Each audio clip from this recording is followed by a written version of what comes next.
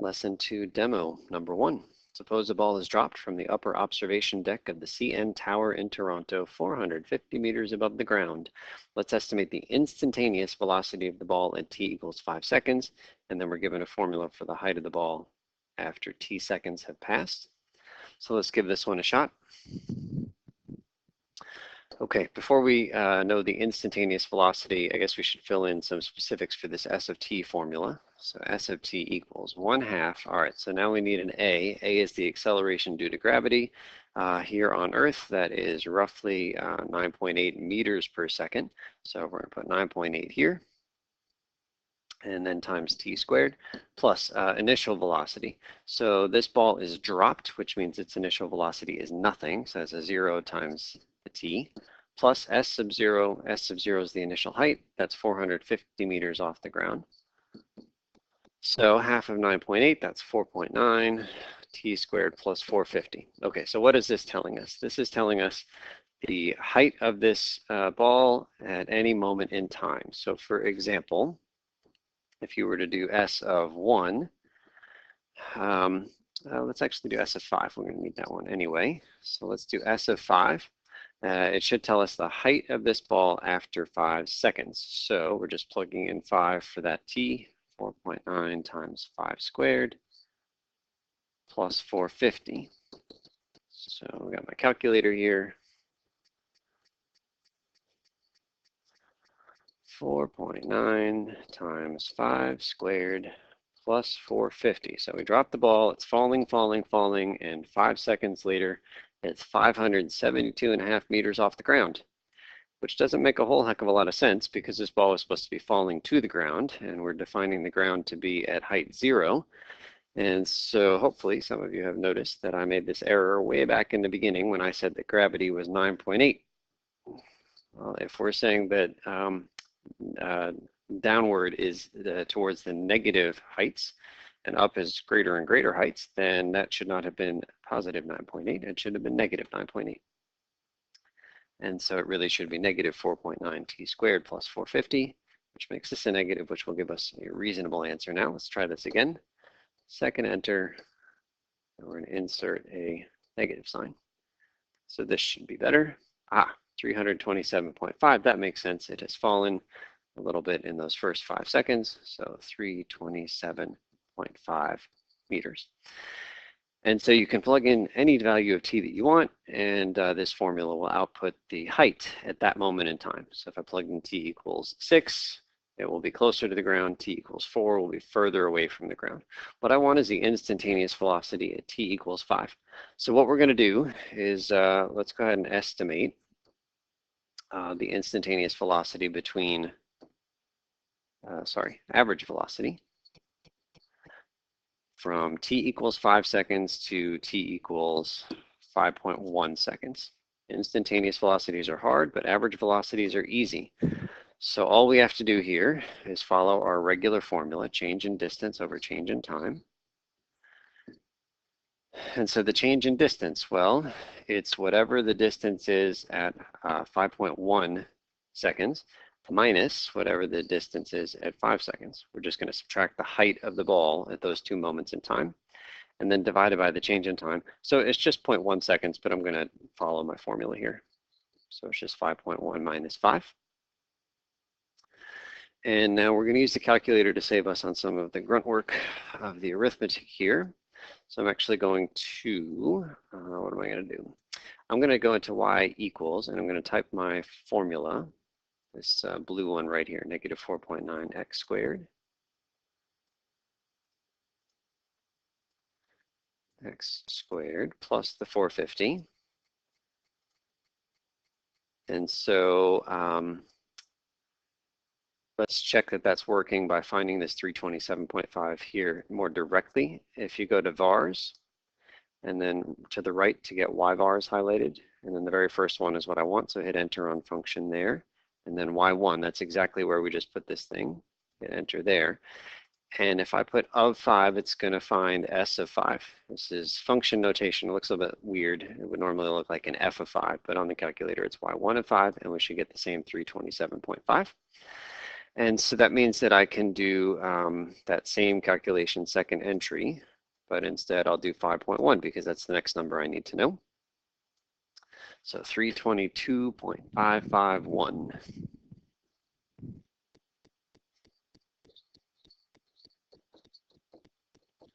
And then we subtract off the 327.5, and then we divide by the 0.1.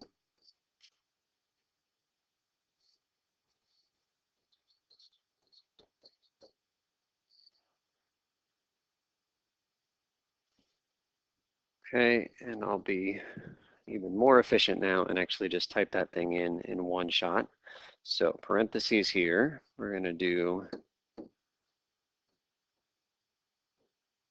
y of 5.1 minus y of 5.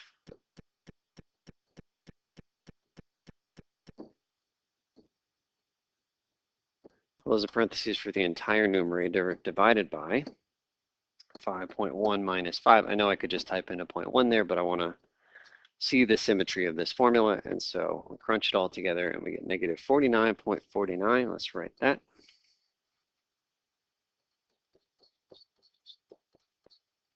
Let's make sure we're clear on what the units are for that negative 49.49.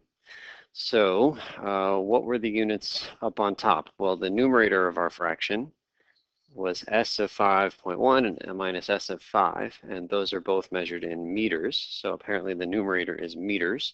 So this is negative 49.49 meters per. And then the denominator was 5.1 seconds minus 5 seconds, and so that's seconds. So negative 49.49 meters per second is the average velocity from t equals 5 to t equals 5.1. So let's just do 2 more quick calculations, a little bit more accurate than the one that we just came up with. Let's do the average velocity, not on 5 to 5.1, but maybe 5 to 5.01. And so that's going to be s of 5.01 minus s of 5 divided by 5.01 minus 5. And because we typed that whole thing on the calculator before, typing this version is going to be quite easy. So I'll do second entry, and then all I need to do is insert a 0 right there, and insert a 0 right here. And so that gives us the final number right there, negative 49.049.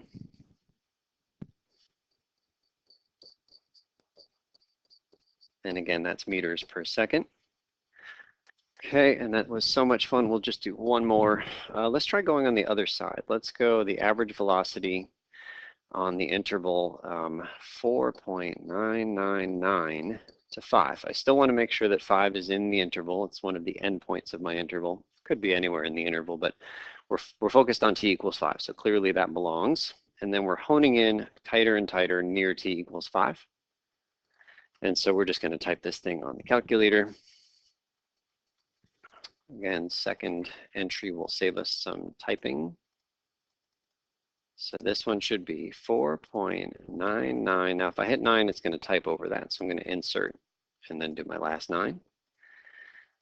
And then down here at the bottom, 4.99. And again, I will insert my last 9. So that's our calculation. Negative 48.9951.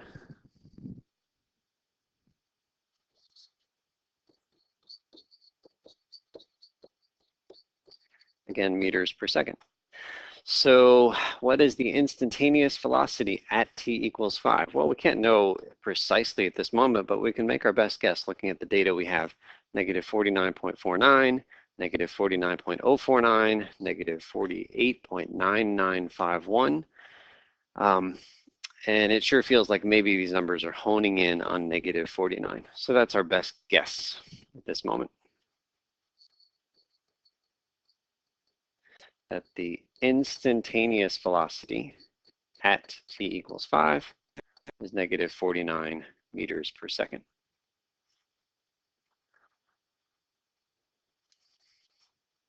Okay, and so let's go ahead and verify our calculations on GSP 2.1 CN Tower, GSP Geometer's Sketchpad.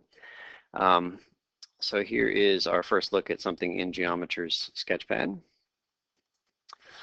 So what's happening in this picture? Okay, well there, that purple thing, that's the parabola for the height of the falling object.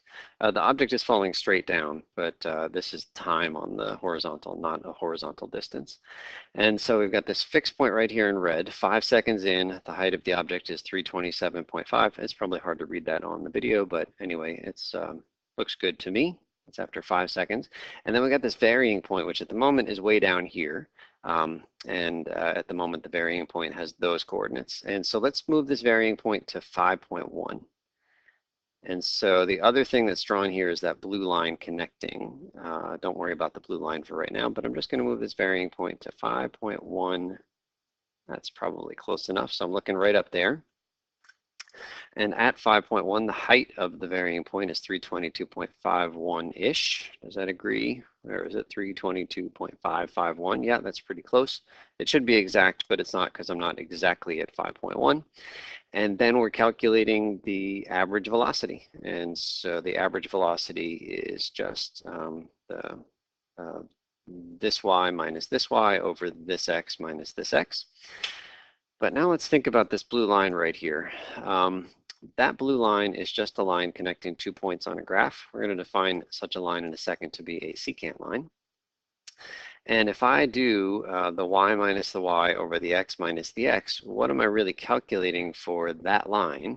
Well, that's just the definition of the slope, right? Change in y over change in x. And so if we put this thing back here and we calculate change in y over change in x, really we're calculating the slope of that particular line, that secant line. And the slope in this case is negative 49.49, which is the average velocity calculation we got. And so we're making this really nice connection here that the slope of the secant line is exactly what we want. It is the average velocity. Okay, so can I get any closer to 5 right here? Well, let's keep going. I think we did 5.01. We'll see how close we can get to 5.01. Maybe something like that. That's good enough. And our estimate at 5.01 was negative 49.049. Right here, it's negative 49.05. That's darn close. It's not perfect because I'm not exactly at 5.01. And then going on the other side to 4.99, I think that's about as good as I'm going to get. It's not quite close enough to 5, but negative 48.97 is pretty close to our negative 48.9951. Okay, so number 3, good definition.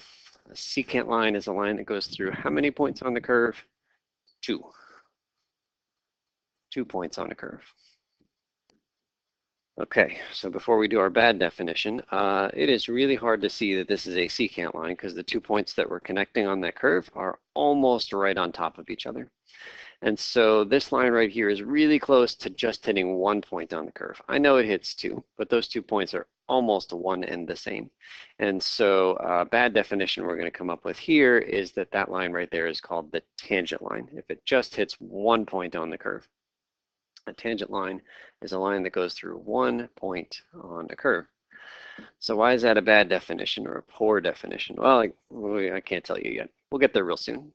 It's good enough for right now, but we will more formally define tangent lines soon enough. Okay, what's the graphical interpretation of average velocity? So that is the slope of which line? So the average velocity is the slope of the secant line. What's the graphical interpretation of instantaneous velocity? So that one is the slope of the tangent line. So if we want to calculate the instantaneous velocity, and we're given a position curve, a height curve, then what we want to do is actually calculate the slope of a tangent line. So number 6, let's go back to the zombie graphs, and using a straight edge, draw a tangent line for Noether at t equals 3. And then we will use that to estimate how fast she was going at t equals 3. So let's go back to the Noether graph. Bottom left one here. And we're looking at t equals 3. So that's the point that's in green on the graph. T equals 3 is right there. And what we want to do is with a straight edge, draw a tangent line to that graph. And so go ahead and use a straight edge. You're trying to draw a line that's supposed to hit at t equals 3. But you want it to just barely graze this curve at t equals 3. You don't want it to go through like that. You don't want it to hit t equals 3 and then some other point down here. You want it to just hit t equals 3 and then run away. So something like that. So the tangent line in this case should be entirely above the graph. If your tangent line goes below that graph at any point, try it again. And so we know that the instantaneous velocity, not average, but instantaneous velocity at t equals 3 is the slope of that red line. And so that hard question from before becomes easy. It becomes just calculate a slope. So how are we going to calculate a slope? Well, we just need 2 points in order to calculate a slope. What I'm looking for is points along this line. I'm trying to find points whose coordinates are really easy to read. I actually don't see any. I mean, this one right here is kind of close to being 5, 5, but it's not exact. So we're going to have to estimate here no matter what. So that means that there's some latitude here in terms of like what the range of full credit answers is. So let's estimate. So the one that I'm going to use, let's use this one right here. I'll say that happens at t equals 1, and that looks like it's roughly in the middle, maybe slightly above the middle. I'll call that 2.5. And then the other point that I'm going to use, I mean, I guess I could just use the one t equals 3. So how about 3.9 as an estimate there? Again, there's a range of full credit answers here. What I'd encourage you not to do is pick points that are really close to each other. I've seen folks that'll pick, they'll pick t equals 3. That's fine. That's what I did. But then they'll try to like estimate the coordinates at 2.9 or at 3.1. But that's just asking for trouble.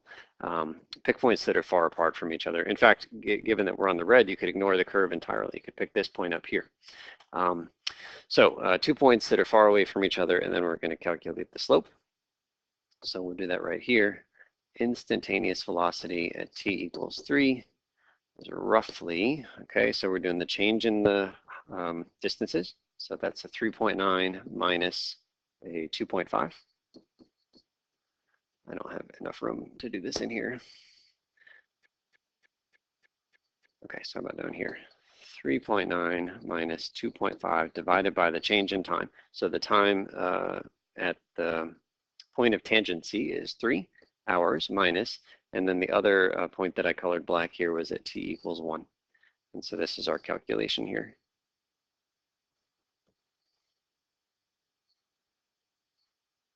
Okay, so that is equal to 1.4 divided by 2, or 0.7 miles per hour. So that's our estimate here. Just curious to see how close we were to our answer from before. So you can see in purple we came up with 0.65 miles per hour for the instantaneous velocity, and here we just came up with 0.7. Okay, so I think that's our answer here.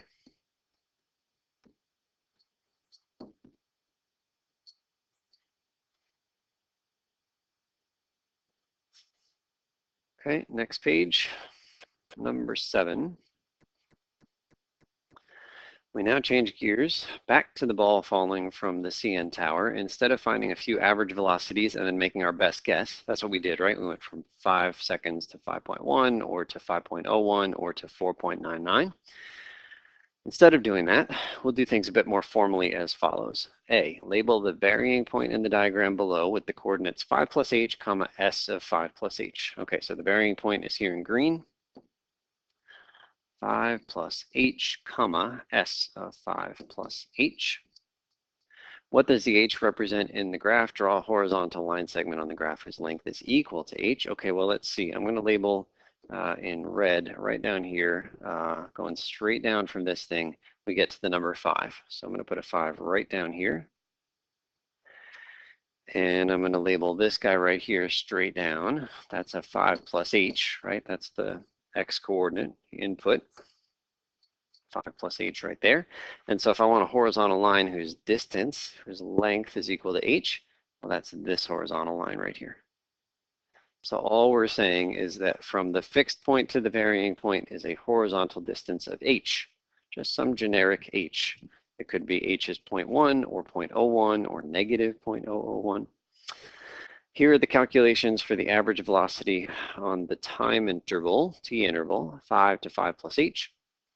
Notice this interval goes from 5 to a variable time, 5 plus h. Okay, here we go. average velocity equals change in distance over change in time, nothing new there. S of 5 plus h minus S of 5 over 5 plus h minus 5. That's also nothing new. It's just change in distance over change in time. Okay, but now we got to do some work. So our formula is actually not on this page. So I need to grab that formula from a previous page. Okay, so I've copied our formula from the previous page. That's the formula for S of t, and now we're going to use that in this average velocity calculation. Okay, so here we go. I'm going to copy the big fraction line. I'll do the subtraction on the bottom, 5 plus h minus 5. That's just h. Okay, now I'm going to do this piece right here, minus S of 5. So we've calculated that already. S of 5 is 327.5. So I'll highlight that in yellow.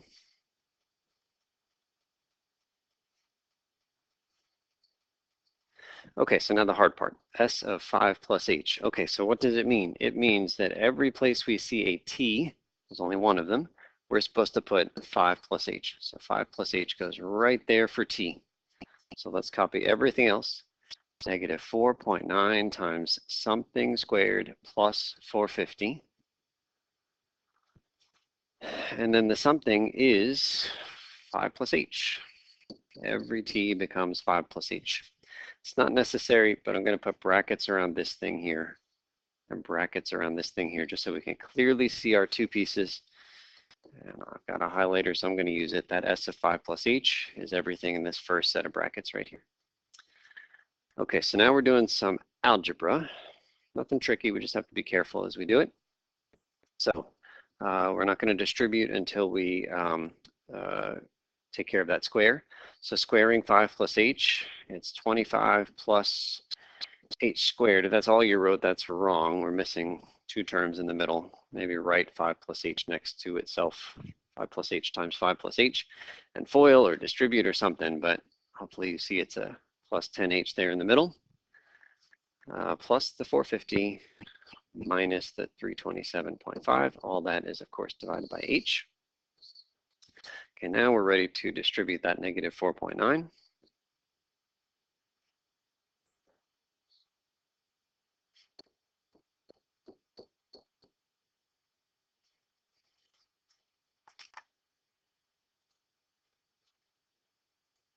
So we need negative 4.9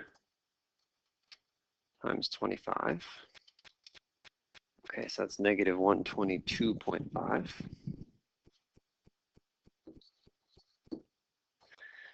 Minus 4.9 times 10, that's 49.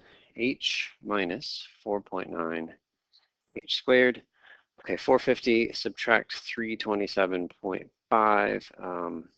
That is 122.5. That's all divided by h. Okay, and take a look. The negative 122.5 in the front cancels perfectly with the 122.5 at the end. How about that? So that's negative 4.9h minus 4.9h squared over h.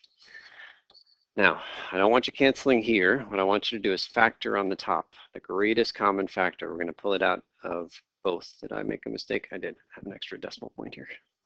So this should just be negative 49h minus 4.9h squared. Okay, I think that looks good.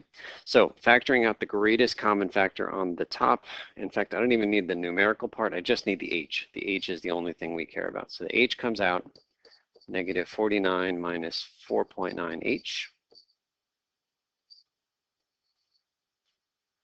And that's divided by h. And now we can cancel because upstairs is multiplication with that h in the front. And so all together, we get negative 49 minus 4.9h. Okay, so let's move on. It's not really clear what we've done other than a lot of algebra. Let's see if we can make sense of that final expression there. What does this expression, negative 49 minus 4.9h, represent geometrically in the graph above? Well, we found the average velocity between the fixed point and the varying point, 5 and 5 plus h. And we know that average velocity is slope of a secant line. So that is our answer to part C. It's the slope of the secant line, which connects fixed point and the variable point. Okay, part D says we'll talk about limits next class, but let's make our best guess as to the value of the limit as h goes to 0 of that negative 49 minus 4.9h. That's the expression we just came up with by using technology to substitute into that negative 49 minus 4.9h a few values of h that are very near 0, some positive, some negative, and we'll fill in the table below. Let's give this a shot. Okay, so first we're going to pick some values of h that are near 0. Okay, here we go. So let's pick, I'll put 0.01 here, and I'll put 0.1 here, and then we're going to do some negatives on the other side. Negative 0.01, and then negative 0.1.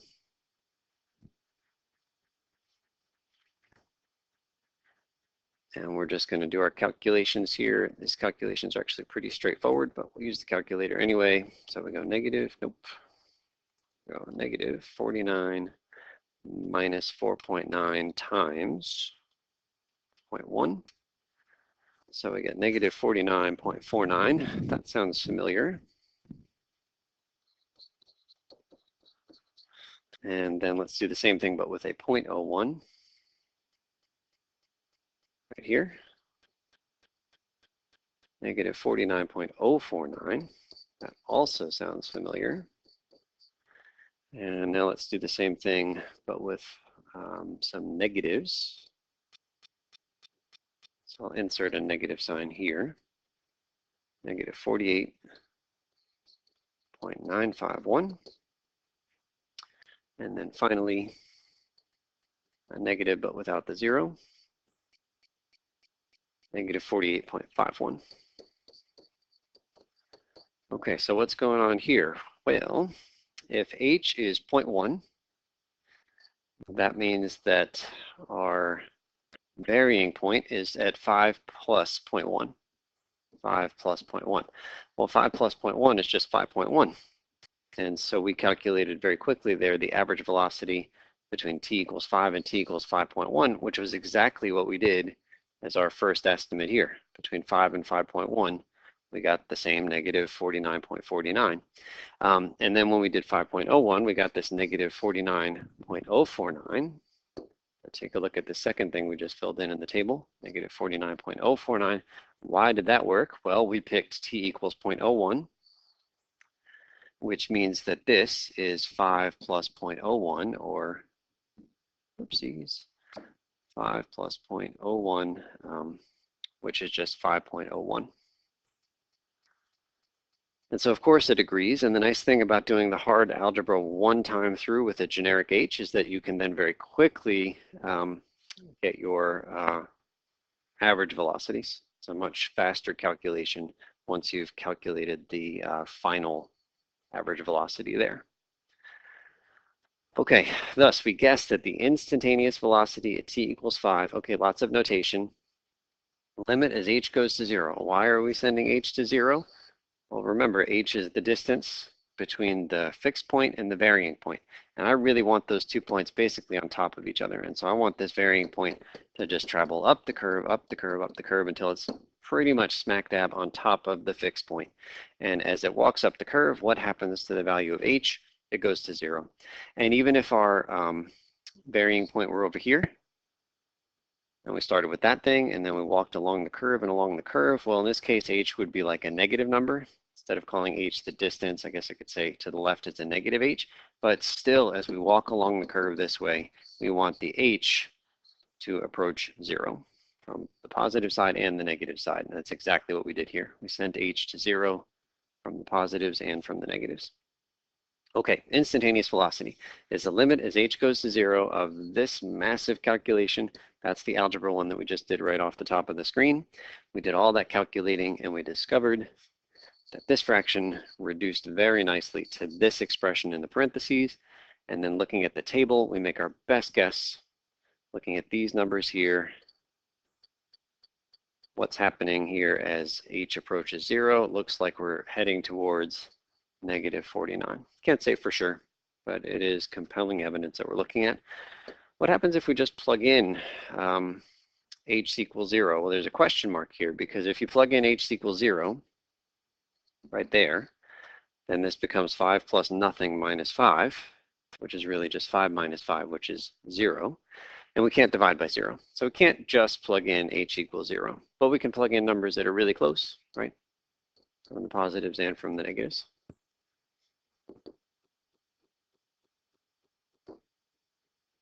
Okay, number 8, important. The instantaneous velocity of y equals f of t at t equals a is, and then there's a definition here. Now this is looks like alphabet soup, but it's really just generalizing what we just did. In the previous problem, we had s of t. I'm just calling it f. And at the previous problem, it was t equals 5. Well, let's just generalize that a little bit and call it t equals a. So here's our definition. It should look familiar. It's exactly analogous to what was on the previous page. It's a limit as h goes to 0. We saw that in the front. F of a plus h. So on the previous page, this was s of 5 plus h minus s of 5 divided by 5 plus h minus 5. So I want you to convince yourself that that looks really similar to this thing right here. Instead of s of 5 plus h, it's now f of 5 plus h, or f of a plus h. Instead of s of 5, it's f of a. Same a there and there, just like the same 5 appeared there and there. And then on the bottom, we had 5 plus h minus 5, and the 5's cancel. Well, down here really should have a plus h minus a, but the a's are going to cancel every time. And so it's just simply h. Definition, note that the fraction, this thing, is called the difference quotient of the function f. When we talk about slope of a curve, we mean slope of a tangent line of that curve. What does the slope of a tangent line represent? So it represents an instantaneous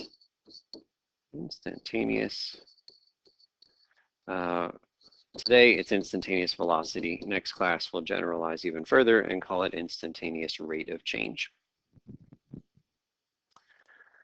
Okay, number 10. Here's a problem from last night's reading. Suppose Ian throws a grapefruit straight up with an initial velocity of 100 feet per second from a height of 6 feet. Without a calculator, let's find the velocity of the grapefruit 1 second into its flight. Pencils down, we're doing this quickly. So here a is either negative 9.8 meters per second, or roughly negative 32 feet per second squared. I said 9.8 meters per second. I should have said squared. And then the height of the falling object is given by that same formula there. So we'll start by translating that formula into the specifics that we have given to us here. All right, 1/2. Okay, how much is a? Well, this problem is given in feet, so we better use the feet version of a. So negative 32 feet per second times t squared. So we're just copying this formula right here. Plus initial velocity. It says I throw it straight up. Is that positive 100 or negative 100? It's positive. Up is positive, down is negative, times t. That's this piece. And then plus the s sub 0, that's the initial height. Where is it from a height of 6 feet plus 6? Only thing we can do is multiply the half by negative 32 to get negative 16 t squared plus 100 t plus 6. Now we're interested in the velocity of the grapefruit 1 second into its flight. So we're going to grab our formula from the top of this page. Instantaneous velocity at t equals 1 equals limit as h approaches 0. Okay, so it's supposed to be s of a plus h minus s of a, all divided by h. Every time it's just an h down there. So how much is the a? Well, this was at t equals 1. So that's your a for both. 1 plus h minus s of 1. Okay, some algebra to do. We'll try to go through it quickly here. All right, I like to start with the minus s of 1 part. H on the bottom so I don't forget. So how much is s of 1? Well, all we're doing is plugging t equals 1 in right there, and then doing the arithmetic, right? So that is negative 16 times 1 squared. That's just 1, which I won't write, plus 100 times 1, plus the 6. Okay, now the hard part, s of 1 plus h. Okay, so all of those t's now become 1 plus h's. So here it is very carefully. negative 16 times something squared plus 100 times something plus 6. So what is the something? Well, the something in this case is 1 plus h. This is the hardest, most confusing part of this problem. So make sure you pause here and understand what's going on. We are finding s of 1 plus h right there. So in the same way that when we found s of 1, all we had to do was plug in 1 for all of the t's. To find s of 1 plus h, we just plug in 1 plus h for all of the t's. And that's what we've done here. Okay, let's keep on trucking. Equals limit. Oh, another mistake here. Should be h going to 0, not 1. Okay, limit as h goes to 0 of negative 16. So we're foiling 1 plus h squared. We get 1 plus 2h plus h squared. Plus, distribute that 100. 100 plus 100h plus 6. Let's calculate this number here. So I see 90 minus 90. I think that's right. That's the thing in the parentheses.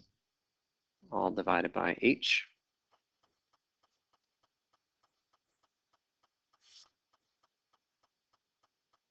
Okay, keep going. Equals limit as h goes to 0. It's annoying, but we have to write that every time until the very end. Distribute this negative 16.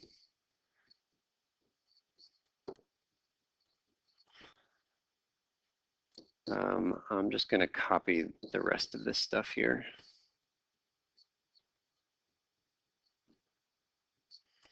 All divided by h. Okay, and now we're going to start looking for like terms. Equals limit as h approaches 0. Okay, negative 16, that's a constant, plus 100, so now we're at 84. Plus another 6, that's 90. Minus 90 is exactly 0. And again, surprise, all of those constant terms cancel.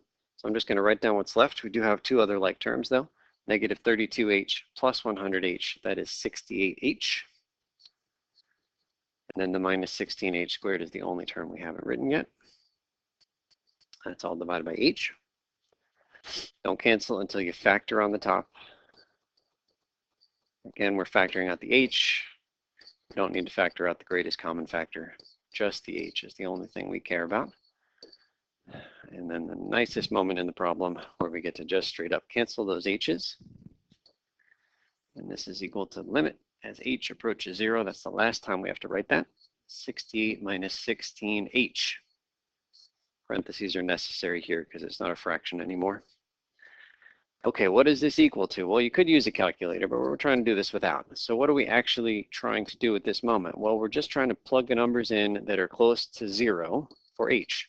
So we're putting numbers right here for this h, like 0.1, 0.01, and negative 0.0001.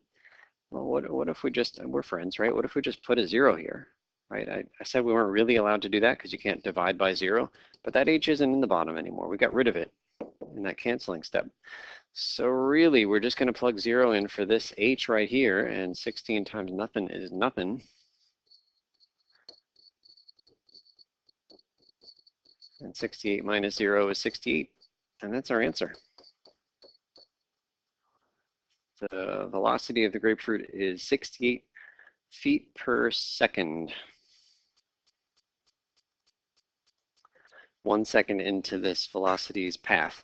Now that's a positive 68, so which way is this velocity? Is this grapefruit headed? It's headed up still. I threw it up with an initial velocity of 100 feet per second. It's still going up, but slower, and then at some point it's going to stop momentarily at the top of its flight, and then it'll start coming down, at which point we would say the velocities are negative. But in this case, it's a positive 68 feet per second. That is not an estimate. That is not a guess. That is exactly the instantaneous velocity.